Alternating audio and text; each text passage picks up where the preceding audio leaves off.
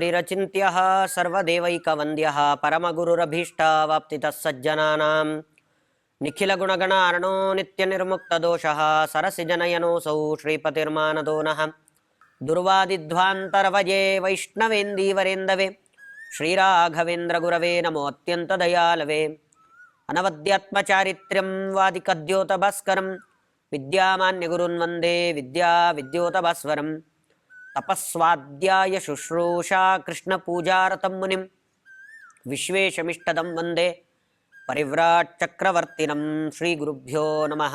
ಶ್ರೀ ವಿಶ್ವೇಶತೀರ್ಥಗುರುಭ್ಯೋ ನಮಃ. ರಜತಪೀಠಪುರದಲ್ಲಿ, ರಜತಪೀಠಪುರ ಅಂತ ಹೇಳಿದ್ರೆ ಉಡುಪಿಯಲ್ಲಿ ಮಧ್ವಾಚಾರ್ಯರು ಅಲ್ಲಿ ವೇದ ಉಪನ್ಯಾಸವನ್ನು ಮಾಡುವ ಸಮಯದಲ್ಲಿ ಪುಂಡರೀಕಪುರಿ ಅಂತಕ್ಕಂತಹ ಸನ್ಯಾಸಿ ವೇಷವನ್ನು ಧರಿಸಿರುವ ವ್ಯಕ್ತಿ ತಾನು ವಾದವನ್ನು ಮಾಡಿ ಮಧ್ವಾಚಾರ್ಯರನ್ನು ಸೋಲಿಸಬೇಕು ಅಂತ ಅಲ್ಲಿಗೆ ಬಂದಿದ್ದಾನೆ. ಬೇಕಾದಷ್ಟು ಜನ ಸೇರಿ ಹುರಿದುಂಬಿಸಿ, ನಿಮಗೆ ಮಾತ್ರ ಸಾಮರ್ಥ್ಯ ಇರೋದು, ನಿಮ್ಮಿಂದ ಈ ಕೆಲಸ ಸಾಧ್ಯ, ನೀವು ಮಧ್ವಾಚಾರ್ಯರನ್ನು ಸೋಲಿಸ್ಲಿಕ್ಕಾಗುತ್ತೆ ಅಂತ ಅವರನ್ನು ಅಲ್ಲಿಗೆ ಕಳಿಸಿದ್ದಾರೆ. ಇದು ಹೇಗಿತ್ತು ಅಂದರೆ ಅದನ್ನು ಹೇಳ್ತಾ ಇರುವರು. ಯದ್ವತ್ ಸಿಂಹಂ ಗ್ರಾಮ ಸಿಂಹೋ ಶುಚಿಚ್ಚು ಹಂಸಂ ಕಾಕೋ ಯದ್ವದೇವೈಕ ದೃಷ್ಟಿ ಯದ್ವನ್ಮಾಯೀ ಭೂರಿ ಮಾಯುಸ್ತರಕ್ಷುಂ ತದ್ವದ್ವಿದ್ವದ್ವರ್ಯಮಾಕ್ವಾಸ್ತಮೂಢ. ನರಿ ಸ್ವಾಭಾವಿಕವಾಗಿ ನರಿಗೆ ಅದು ವಂಚಕ ಸ್ವಭಾವ. ಎದುರುಗಡೆ ನಿಂತು ಹುಲಿ ಸಿಂಹಗಳ ಜೊತೆ ನೇರವಾಗಿ ಹೋರಾಟ ಮಾಡುವ ಸಾಮರ್ಥ್ಯ ನರಿಗಿಲ್ಲ. ಅದು ವಂಚಕತನದಿಂದ ಹಿಂದಿಂದ ಏನಾದರೂ ಅನ್ಯಾಯಗಳನ್ನು ಮಾಡಿಯೇನೆ ಅದು ಹುಲಿ ಸಿಂಹವನ್ನು ಸೋಲಿಸೋಕ್ಕೆ ಪ್ರಯತ್ನ ಪಡಬೇಕೆ ಬಿಟ್ಟರೆ ಎದುರುಗಡೆ ನಿಂತು ಯುದ್ಧಕ್ಕೆ ಕರೆದು ಹುಲಿಯನ್ನು ಗೆಲ್ಲುವ ಸಾಮರ್ಥ್ಯ ನರಿಗಿಲ್ಲ. ಆದರೂ ಒಂದು ವೇಳೆ ಏನಾದರೂ ನರಿ ಹುಲಿ ಎದುರುಗಡೆ ನಿಂತು ನಿನ್ನ ಜೊತೆ ನಾನು ಯುದ್ಧ ಮಾಡ್ತೀನಿ, ನಾನೇ ಗೆಲ್ತೀನಿ ಅಂತ ಹೇಳಿದ್ರೆ ಅದು ಎಷ್ಟು ಹಾಸ್ಯಾಸ್ಪದವಾಗಿರುತ್ತೋ ಆ ರೀತಿಯಲ್ಲಿ ಕಾಣ್ತಾ ಇತ್ತು. ಮತ್ತೊಂದು ಕಾಗೆ ತಾನು ಹಂಸದ ಜೊತೆಗೆ ಸೌಂದರ್ಯ ಸ್ಪರ್ಧೆಯನ್ನು ಏರ್ಪಡಿಸಿ ನಾನೇ ಗೆಲ್ಲೋದು ಅಂತ ಹಂಸದ ಮುಂದೆ ನಿಂತರೆ ಅದೆಷ್ಟು ಆಭಾಸವೋ ಆ ಥರ ನಾವು ಮಧ್ವಾಚಾರ್ಯರ ಎದುರುಗಡೆಯಲ್ಲಿ ವೇದಗಳಿಗೆ ಅಪೂರ್ವವಾಗಿರ್ತಕ್ಕಂಥ ಅರ್ಥ ಪ್ರಮಾಣಬದ್ಧವಾಗಿ ತಾವು ಅರ್ಥವನ್ನು ಹೇಳ್ತಾ ಯಾರಿಗೂ ಅದರಲ್ಲಿ ತಪ್ಪು ಕಾಣಲಿಕ್ಕೆ ಸಾಧ್ಯವೇ ಇಲ್ಲ. ಎಲ್ಲ ರೀತಿಯಿಂದಲೂ ಪ್ರತಿಯೊಂದು ಮಾತಿಗೂ ಪ್ರಮಾಣ ಕೊಟ್ಟು ಹೇಳಬೇಕಾದ್ರೆ ಅದರಲ್ಲಿ ತಪ್ಪು ಕಾಣೋದು ಅಷ್ಟು ಸುಲಭಕ್ಕೆ ಕಾಣೋದು ಇಲ್ಲ. ಏನೇ ವಿಮರ್ಶೆ ಮಾಡಿದರೂ, ಎಂಥ ದೊಡ್ಡ ವಿದ್ವಾಂಸರಾದರೂ ಎಷ್ಟೇ ವಿಮರ್ಶೆ ಮಾಡಿ ನೋಡಿದರೂ ಕೂಡ ಅವರಿಗೆ ತಪ್ಪು ಕಾಣೋದಿಲ್ಲ. ಯಾಕೆ ಅಂತ ಹೇಳಿದ್ರೆ ಇರುವ ವಿಷಯವನ್ನು ಹೇಳಿದಾಗ ತಪ್ಪು ಯಾಕೆ ಕಾಣುತ್ತೆ? ಬೆಳಗ್ಗೆ ಸೂರ್ಯ ಉದಯಿಸ್ತಾನೆ ಅನ್ನೋದಕ್ಕೆ ನೀವು ಪ್ರತ್ಯಕ್ಷವಾಗಿ ಅದು ನಿಮಗೆ ಕಾಣುತ್ತೆ ಅಂತ ಯಾವುದಾದ್ರೂ ಒಬ್ಬ ವ್ಯಕ್ತಿ ಹೇಳಿದ್ರೆ ಬೆಳಗ್ಗೆ ಎದ್ದು ನೋಡಿದರೆ ಸೂರ್ಯ ಕಾಣ್ತಾನೆ. ಅದರಲ್ಲಿ ಎಂಥದ್ದೇ ವಿಮರ್ಶೆ ಮಾಡಿ ನೀವು ಏನೇ ವಿಮರ್ಶೆ ಮಾಡಿದರೂ ಬೆಳಗ್ಗೆ ಎದ್ದಾಗ ಸೂರ್ಯ ನಮಗೆ ಕಂಡೇ ಕಾಣ್ತಾನೆ. ಹಾಗೆ ಇಷ್ಟು ಸ್ಪಷ್ಟವಾಗಿ ಒಂದು ಪ್ರಮಾಣ ಕೊಟ್ಟು ಇದಕ್ಕೆ ಈ ಅರ್ಥ ಅಂತ ಮಧ್ವಾಚಾರ್ಯರು ಹೇಳಿದರೆ ಅದಕ್ಕೆ ಮತ್ತೆ ನಾವು ಏನನ್ನೂ ಹುಡುಕ್ಲಿಕ್ಕೆ ಸಾಧ್ಯ ಇಲ್ಲ. ಅದರಲ್ಲಿ ಏನಾದರೂ ಲೋಪ ಇದೆಯಾ? ಯಾರು ಬೇಕಾದರೂ ಹುಡುಕ್ಬೋದು. ಅದಕ್ಕೇನವರು ನೀವು ಹುಡುಕೋ ಹಾಗಿಲ್ಲ, ನಾನು ಹೇಳಿದ್ದೇ ಕೇಳಬೇಕು ಅಂತ ಯಾರ ಮೇಲೂ ಒಂದು ಸಿದ್ಧಾಂತವನ್ನು ಹೇರಿದವರಲ್ಲ. ಮುಕ್ತ ಅವಕಾಶ, ಎಷ್ಟು ಬೇಕಾದರೂ ನೀವು ಪ್ರಮಾಣಗಳನ್ನು ಸಂಗ್ರಹ ಮಾಡಿಕೊಂಡು ಬನ್ನಿ. ನಾನು ಹೇಳಿದ ಪ್ರಮಾಣಗಳು ಅಥವಾ ನಾನು ಹೇಳಿದ ಮಾತುಗಳಲ್ಲಿ ತಪ್ಪು ಕಾಣಿಸಿದರೆ ಎದುರುಗಡೆಯೇ ಕೂತು ಮಾತಾಡಿ ವಿಮರ್ಶೆ ಮಾಡಿ. ಕೆಲವೆಲ್ಲ ಹೇಗಾಗುತ್ತೆ ಅಂದರೆ, ಏನೋ ಒಂದು ಅಧ್ಯಯನ ಮಾಡಿರ್ತಾರೆ, ಒಬ್ಬರಿಗೆ ಒಂದು 30-40 ವರ್ಷದ ಒಂದು ಅಧ್ಯಯನ ಇರುತ್ತೆ, ಚೆನ್ನಾಗಿ ಅಧ್ಯಯನ ಮಾಡಿ ಅವರು ಒಂದು ಮಾತಾಡಿರ್ತಾರೆ. ಇನ್ನೊಬ್ರು ಯಾರೋ ಅವರಿಗೂ ಅಧ್ಯಯನ ಇರುತ್ತೆ, ಇಲ್ಲ ಅಂತೇನಿಲ್ಲ, ಅವರು ಒಂದು 15-20 ವರ್ಷದ ಅಧ್ಯಯನ ಇರುತ್ತೆ. ಅದರಿಂದ ಆ ವ್ಯಕ್ತಿ ಏನನ್ನ ಮಾತಾಡಿದ್ದಾನೋ ಅದನ್ನು ಇವರು ಖಂಡಿಸ್ಲಿಕ್ಕೆ ಪ್ರಾರಂಭ ಮಾಡ್ತಾರೆ. ಇಲ್ಲ, ಆ ವ್ಯಕ್ತಿ ಹೇಳಿದ ತಪ್ಪು, ಇವ್ರು ಹೇಳಿದ ಸರಿ ಅಂತ. ಅವರು ಎಲ್ಲೋ ಬೇರೆ ಯಾವುದೋ ಜಾಗದಲ್ಲಿ ಅವರು ಉಪನ್ಯಾಸ ಮಾಡೋದು, ಇವರು ಇನ್ಯಾವುದೋ ಜಾಗದಲ್ಲಿ ಇವರು ಉಪನ್ಯಾಸ ಮಾಡ್ತಾ ಅವರು ಹೇಳಿದ ತಪ್ಪು ಅಂತ ಹೇಳೋದು. ಇದರಿಂದ ನಿಜವಾಗಲೂ ಗೊಂದಲಕ್ಕೆ ಒಳಗಾಗೋರು ಯಾರು ಅಂದರೆ ಮಧ್ಯಸ್ಥ ಜನರು. ಉಪನ್ಯಾಸ ಕೇಳಲಿಕ್ಕೆ ಏನೋ ಒಂದಿಷ್ಟು ತತ್ವ ತಿಳ್ಕೊಳ್ಳೋಣ ಅಂತ ಬಂದಿರ್ತಾರಲ್ಲ, ಅಂಥವರಿಗೆ ಬಹಳ ಗೊಂದಲ ಆಗುತ್ತೆ. ಯಾಕೆಂದರೆ ಅವ್ರಿಗೆ ಅಧ್ಯಯನ ಇರೋದಿಲ್ಲ. ಇವರ ಮೇಲೆ ನಂಬಿಕೆ ಇಟ್ಟು ಇವರು ಓದಿರ್ತಾರೆ ಅಂತ ಅವ್ರ ಹತ್ರ ಬಂದಿರ್ತಾರೆ. ಹಾಗೆ ಬಂದಾಗ ಆ ವ್ಯಕ್ತಿಯ ಮೇಲಿನ ದ್ವೇಷದಿಂದಲೋ ಅಥವಾ ಇವ್ರಿಗೆ ಅವ್ರು ಹೇಳಿದ್ರಲ್ಲಿ ಸರಿ ಕಾಣಿಸ್ಲಿಲ್ಲ ಅಂತಲೋ ಅವ್ರು ಯಾರೋ ಒಂದು ಹೇಳಿದ ವಿಷಯವನ್ನ ಇವ್ರು ಇನ್ನೆಲ್ಲೋ ಕೂತ್ಕೊಂಡು ಖಂಡಿಸಿಬಿಟ್ರು ಅಂತ ಆದರೆ ಅವಾಗ ಮಧ್ಯದಲ್ಲಿ ಕೇಳ್ತಾ ಇರುವ ಜನಗಳಿಗೆ ಆ ಧರ್ಮ ಪ್ರಜ್ಞೆ, ಅದರ ಮೇಲಿರುವ ಆಸಕ್ತಿ ಇದೆಲ್ಲ ಹೊರಟೋಗುತ್ತೆ. ಹಾಗಾದ್ರೆ ಇದಕ್ಕೆ ಪರಿಹಾರ ಇಲ್ವಾ ಅಂದ್ರೆ ಅದಕ್ಕೆ ಈ ಪ್ರಸಂಗಗಳನ್ನು ನೋಡಿ ಅರ್ಥ ಮಾಡ್ಕೊಳ್ಬೇಕು.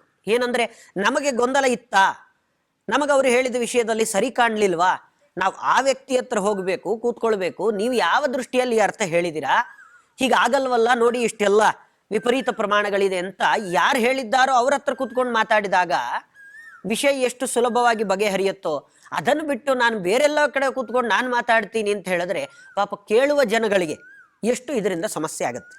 ಯಾಕೆಂದ್ರೆ ಅವರು ವಿಮರ್ಶೆ ಮಾಡಬೇಕು ಅಂದ್ರೆ ಯಾವ ಗ್ರಂಥಗಳು ಬೇಕು ಅವೆಲ್ಲ ಅವ್ರಿಗೆ ಗೊತ್ತಿರೋದಿಲ್ಲ.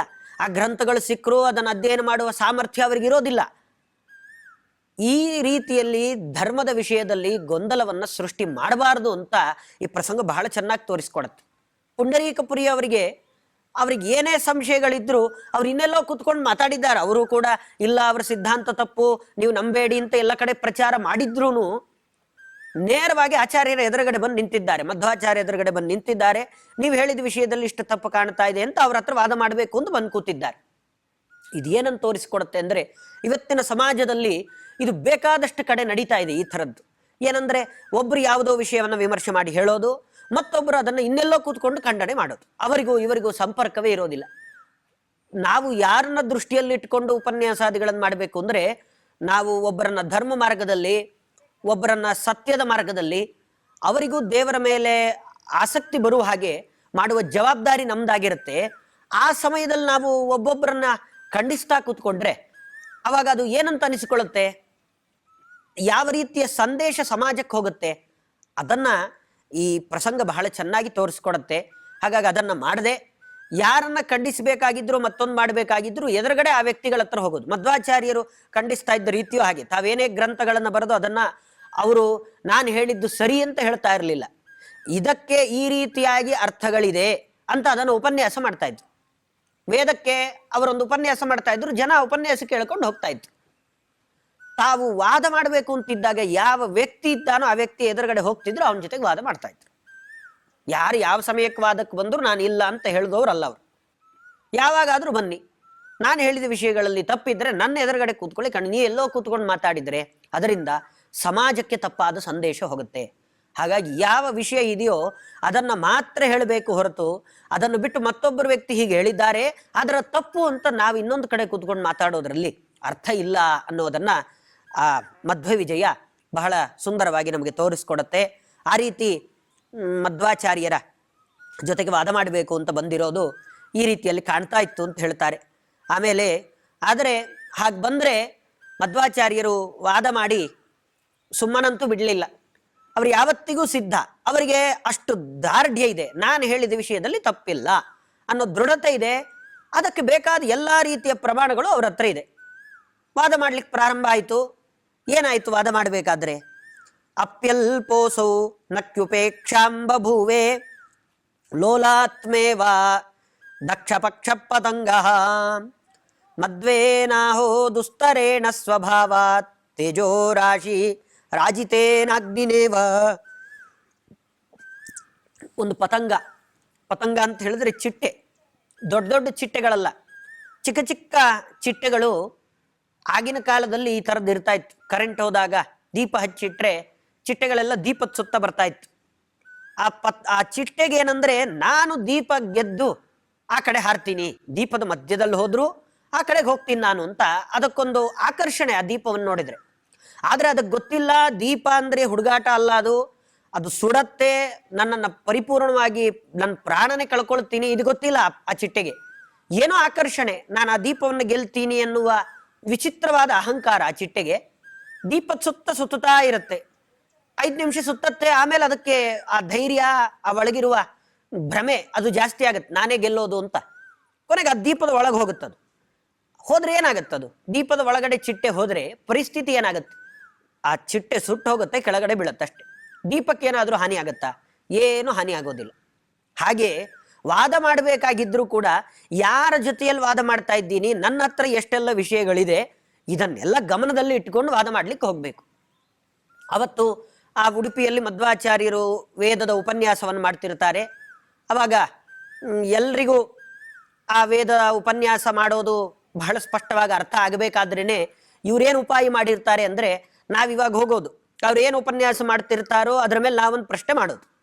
ಪ್ರಶ್ನೆ ಮಾಡಿ ಆಮೇಲೆ ಅವರು ಒಂದು ಉತ್ತರ ಕೊಡ್ತಾರೆ. ನಮಗೆ ಉತ್ತರ ಕೊಟ್ಟು ಬರೀ ಉತ್ತರ ಕೊಡೋದಿಲ್ಲ, ಅವರು ಒಂದು ಪ್ರಮಾಣನೂ ಹೇಳ್ತಾರೆ. ಆ ಪ್ರಮಾಣ ಹೇಳಿದಾಗ ಅದನ್ನು ತೋರಿಸಿ ಅಂತ ನಾವು ಕೇಳ್ತೀವಿ. ಆ ಪ್ರಮಾಣ ಯಾವುದು ತೋರಿಸಿ ಅಂತ ಕೇಳ್ತೀವಿ. ಪ್ರಮಾಣ ತೋರಿಸಬೇಕಾದ್ರೆ ಪುಸ್ತಕ ಬೇಕು. ಈಗಾಗಲೇ ನಾವು ಪುಸ್ತಕ ಎಲ್ಲ ಕದ್ದಾಗೋಗಿದೆ. ಹಾಗಾಗಿ ಅವರು ಪ್ರಮಾಣ ತೋರಿಸ್ಲಿಕ್ಕೆ ಆಗೋದಿಲ್ಲ. ಅಷ್ಟು ಜನರ ಮುಂದೆಯಲ್ಲೇ ಅವಾಗ ನಾವು ಹೇಳೋದು, ಇವ್ರು ಸುಮ್ಮನೆ ಹೇಳ್ತಿದ್ರು, ಯಾವುದೇ ಪ್ರಮಾಣಗಳು ಇರಲಿಲ್ಲ, ಸುಮ್ಮನೆ ಈ ಥರ ಹೇಳ್ತಾರೆ ಅಂತ ಸಭೆಯಲ್ಲೇ ಅವರಿಗೆ ಎದುರುಗಡೆನೆ ಅವಮಾನ ಮಾಡಿಬಿಟ್ರೆ ಅವಾಗ ನಮ್ಗೆ ಯಾವುದೇ ತೊಂದರೆ ಆಗೋದಿಲ್ಲ ಅಂತ ಇಷ್ಟು ತೀರ್ಮಾನ ಮಾಡ್ಕೊಂಡು ಬಂದಿದ್ರು ಅವರು, ಈ ಥರ ಮಾಡಬೇಕು ಅಂತ. ಆದರೆ ಪರಿಸ್ಥಿತಿ ಅಲ್ಲಿ ವಿಪರೀತ ಆಯಿತು. ಆಚಾರ್ಯರು ಸುಮ್ಮನೆ ಒಂದು ಉದಾಹರಣೆಗೆ ಅಗ್ನಿನ ರಯಿಮಶ್ನವತ್ ಪೋಷಾವೇವ ದಿವೇ ದಿವೇ ಅನ್ನುವ ಒಂದು ವೇದ ಮಂತ್ರವನ್ನು ವ್ಯಾಖ್ಯಾನ ಮಾಡಬೇಕಾದ್ರೆ ಅಲ್ಲಿ ಅದನ್ನು ಪದಚ್ಛೇದ ಮಾಡಬೇಕು. ಅಗ್ನಿನ ರಯಿಂ ಅಂತ ಹೇಳಬೇಕು. ಆದರೆ ವೇದದ ಪದಚ್ಛೇದವನ್ನು ಮಾಡಿ ಅದಕ್ಕೆ ಅರ್ಥ ಹೇಳಬೇಕಾದ್ರೆ ಆಚಾರ್ಯರು ಈ ರೀತಿಯಲ್ಲಿ ಹೇಳಿದ್ರು. ವಾದಕ್ಕೆ ಬಂದಿರತಕ್ಕಂಥ ಯಾರು ಇವರು ಪುಂಡರೀಕಪುರಿ ಅವರಿದ್ದಾರೆ, ಅವರು ಅದರ ಪದಚ್ಛೇದವನ್ನು ಮಾಡಬೇಕಾದ್ರೆ ವ್ಯತ್ಯಾಸ ಮಾಡಿಬಿಟ್ರು. ಅದರಲ್ಲಿ ಅಗ್ನಿನ ನಾರಿ ಎಂ ಅಂತ ಈ ಥರ ಒಂದು ವ್ಯತ್ಯಸ್ತವಾಗಿ ಒಂದು ಪದಚ್ಛೇದವನ್ನು ಮಾಡಿ, ಅಷ್ಟು ಪದಚ್ಛೇದ ಮಾಡ್ತಿದ್ದ ಹಾಗೇನೆ ಅಲ್ಲಿರೋರಿಗೆಲ್ಲ ಗೊತ್ತಾಯ್ತು, ಸಾಕು ಇನ್ನು ವಾದ ಮಾಡೋ ಅವಶ್ಯಕತೆನೇ ಇಲ್ಲ, ಪದಚ್ಛೇದವೇ ಇಷ್ಟು ಚೆನ್ನಾಗಿ ಆದಮೇಲೆ ಇನ್ನು ವಾದ ಅದರಲ್ಲಿ ಸೋಲೋದು ಅಷ್ಟೆಲ್ಲ ತೀರ್ಮಾನದ ಅವಶ್ಯಕತೆನೇ ಇಲ್ಲ. ಒಂದು ಪದವನ್ನು ಯಾವ ರೀತಿಯಲ್ಲಿ ವಿಭಾಗ ಮಾಡ್ತಿದ್ದಾರೆ ಅಂತ ಗೊತ್ತಾದರೆ ಸಾಕಲ್ವಾ ಏನಾಗಿದೆ ಪರಿಸ್ಥಿತಿ ಅಂತ ಅರ್ಥ ಮಾಡ್ಕೊಳ್ಳಿಕ್ಕೆ. ಹಾಗಾಯ್ತು ಪರಿಸ್ಥಿತಿ. ಹಾಗೆ ಒಂದು ಅಗ್ನಿಯ ಜೊತೆಗೆ ಪತಂಗ ನಾನೇ ಗೆಲ್ತೀನಿ ಎನ್ನುವ ಒಂದು ಭ್ರಮೆಯಿಂದ ಹೋರಾಟ ಮಾಡಿ ಯಾವ ರೀತಿಯಾಗಿ ಸೋಲತ್ತೋ ಆ ರೀತಿ ನಾನೇ ಗೆಲ್ಲುವುದು, ಇದರಲ್ಲಿ ಯಾವುದೇ ಸಂಶಯ ಇಲ್ಲ ಅಂತ ಆ ಪುಂಡರೀಕಪುರಿಗಳು ಬಂದು ವಾದವನ್ನು ಮಾಡಿದಾಗ ಮಧ್ವಾಚಾರ್ಯರು ಅವರನ್ನು ಸೋಲಿಸ್ತಾರೆ. ಅವರಿಗೆ ಅವರ ಎದುರುಗಡೆ ವಾದ ಮಾಡ್ಲಿಕ್ಕೆ ಸಾಧ್ಯ ಆಗೋದಿಲ್ಲ, ಪದಚ್ಛೇದವನ್ನೇ ಮಾಡ್ಲಿಕ್ಕೆ ಆಗೋದಿಲ್ಲ, ವೇದದ ಪದ ವಿಭಾಗವನ್ನೇ ಅವರಿಂದ ಮಾಡ್ಲಿಕ್ಕೆ ಸಾಧ್ಯ ಆಗೋದಿಲ್ಲ. ಆಮೇಲೆ ಮತ್ತೆ ಮಧ್ವಾಚಾರ್ಯರು ಅವರನ್ನು ಸೋಲಿಸಿ ಹಾಗೆ ಬಿಡೋದಿಲ್ಲ.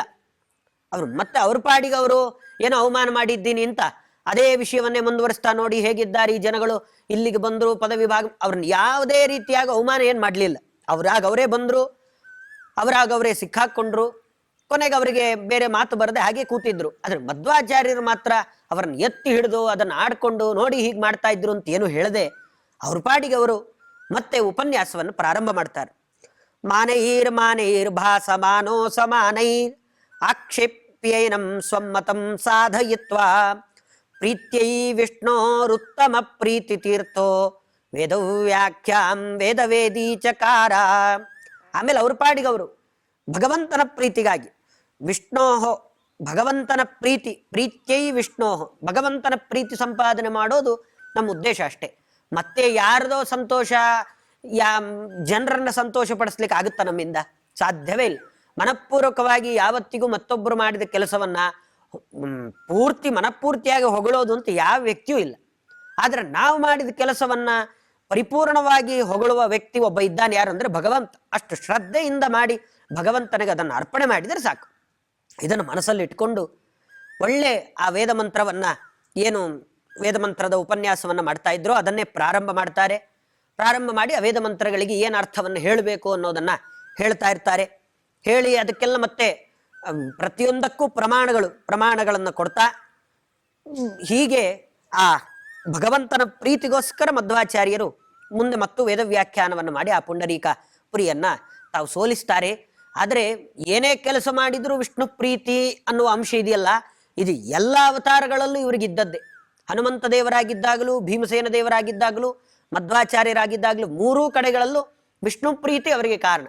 ಹನುಮಂತ ದೇವರಾಗಿದ್ದಾಗ ಅಷ್ಟು ದೊಡ್ಡ ಕಾರ್ಯ, ಸೀತಾದೇವಿಯನ್ನ ನೋಡ್ಕೊಂಡು ವಾಪಸ್ ಬಂದ್ರೆ ರಾಮಚಂದ್ರ ದೇವರು ಕೇಳ್ತಾರೆ ಏನ್ ಬೇಕು ಅಂತ. ಏನೂ ಬೇಡ, ನಿನ್ನ ಅನುಗ್ರಹ ಇದ್ರೆ ಸಾಕು ಅಂತಾರೆ. ಭೀಮಸೇನ ದೇವರಾಗಿದ್ದಾಗ ಜರಾಸಂಧನನ್ನು ಸಂಹಾರ ಮಾಡಿದಾಗ ಅಂಥ ದೊಡ್ಡ ಕಾರ್ಯವನ್ನ, ಯಾಕೆ ಇಷ್ಟು ದೊಡ್ಡ ಕಾರ್ಯ ಮಾಡಿದೆಯಲ್ಲ, ಏನ್ ನಿನಗೆ ಸ್ವಾರ್ಥಕ್ಕೋಸ್ಕರನ, ಕೀರ್ತಿ ಸಂಪಾದನೆಗೋಸ್ಕರ ಮಾಡಿದ್ಯಾ ಅಂತ ದೊಡ್ಡ ಮಹಾಪರಾಕ್ರಮಿ ಜರಾಸಂಧನನ್ನ ಸಂಹಾರ ಮಾಡಿದ್ದು ಕೀರ್ತಿ ಸಂಪಾದನೆಗೋಸ್ಕರ ಅಂತ ಕೇಳಿದ್ರೆ ಅಲ್ಲ.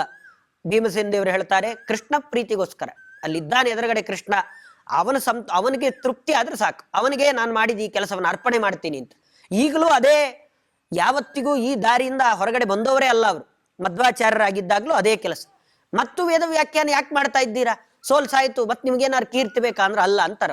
ಪ್ರೀತ್ಯೈ ವಿಷ್ಣೋ ಉತ್ತಮ ಪ್ರೀತಿ ತೀರ್ಥೋ, ನನಗೆ ಆ ಭಗವಂತನ ಪ್ರೀತಿ ಮುಖ್ಯ ಹೊರತು ಮತ್ತಾರನ್ನೋ ಸೋಲಿಸ್ದೇ ಗೆದ್ದೆ ಇವೆಲ್ಲ ನನಗೇನು ಬೇಕಾಗಿಲ್ಲ ಅಂತ ಅವರ ಪಾಡಿಗೆ ಅವರು ಪ್ರಮಾಣ ಸಹಿತವಾಗಿ ವೇದದ ಉಪನ್ಯಾಸವನ್ನ ಮುಂದುವರಿಸ್ತಾರೆ ಅಂತ ಹೇಳ್ತಾ ನನ್ನ ಮಾತನ್ನು ಮುಗಿಸ್ತೇನೆ. ಕೃಷ್ಣಾರ್ಪಣಮಸ್ತು.